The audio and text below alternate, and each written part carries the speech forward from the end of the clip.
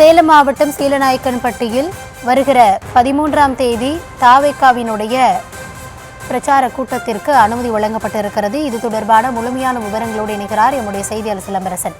சிலம்பரசன், வணக்கம். 13ஆம் தேதி அனுமதி வழங்கப்பட்டிருக்கிறது. என்னென்ன நிபந்தனைகளோடு இந்த அனுமதி வழங்கப்பட்டிருக்கிறது? வணக்கம்.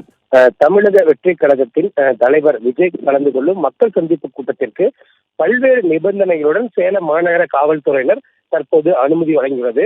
வருகிற 13ஆம் தேதி சேலம் சீலநாயக்கன்பட்டி பகுதியில் இந்த மக்கள் சந்திப்பு கூட்டமானது நடைபெறுகிறது. குறிப்பாக மதியம் 12 மணி முதல் 3 மணிக்குள் கூட்டத்தை நடத்திவிட வேண்டும் என்று ஒரு முக்கிய நிபந்தனையும் விதிக்கப்பட்டுள்ளது. மேலும் தமிழக வெற்றி கழகத்தின் தலைவர் விஜய் பல்வேறு பகுதிகளில் இந்த மக்கள் சந்திப்பு கூட்டத்தை நடத்தி வருகிறார்.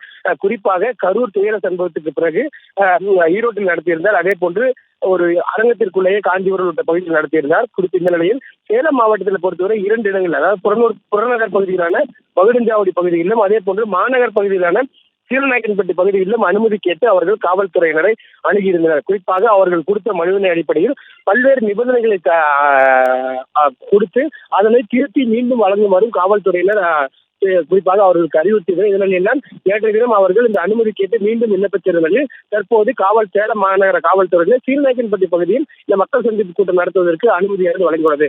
குறிப்பாக அந்த போக்குவரத்து வசதி, அதாவது இந்த வாகனங்கள் எல்லாம் நிறுத்துவதற்கான பார்க்கிங் வசதியை முக்கியமாக ஏற்படுத்தி தர வேண்டும். குடிநீர் வசதி, அதே போன்று அதே போல மருத்துவர்கள் அடங்கிய மருத்துவ குழு உள்ளிட்ட பல்வேறு வசதிகளை உடனடியாக ஏற்படுத்திடணும். அதே போன்று கூட்ட நெரிசல் அதிகமாக இருந்தால் அந்த பகுதியிலே உள்ளே விடாமல் அனுமதிக்கணும். அதே போன்று கர்ப்பிணிகள், குழந்தைகளை யாரையும் அழைத்து வரக்கூடாது.